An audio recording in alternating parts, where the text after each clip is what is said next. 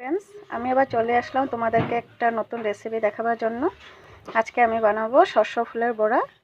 এখানে আমি নিয়েছি শস্য ফুল, বেসন নিয়েছি 1 কাপ, হলুদ দিয়েছি 1 চামচ, গুঁড়া মরিচ দিয়েছি আধা চামচ, জিরা দিয়েছি আধা চামচ, ধনিয়া দিয়েছি আধা চামচ, আর সামান্য গরম মশলা দিয়েছি, কাঁচা লঙ্কা কুচি কুচি করে কেটে দিয়েছি, একটা গোটা পেঁয়াজ কেটে দিয়েছি কুচি কুচি করে, সামান্য চিনি দিয়েছি।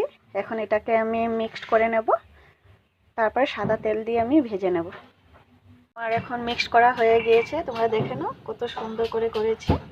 এখন পুরো রেডি হয়ে গিয়েছে। এখন আমি এটা বড়াটাকে ভেজে নেব সাদা তেলে।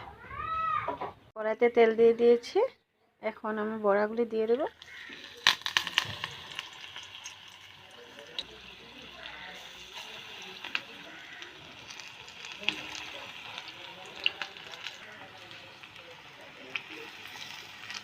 সবে দেখে নাও আমার সব পকোড়িগুলি হয়ে গিয়েছে, কত সুন্দর করে ভেজেছি।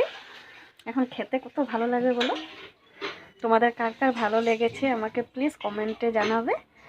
আর যদি ভালো লাগে লাইক কমেন্ট শেয়ার করে দিবে, সাবস্ক্রাইব করে দিবে প্লিজ।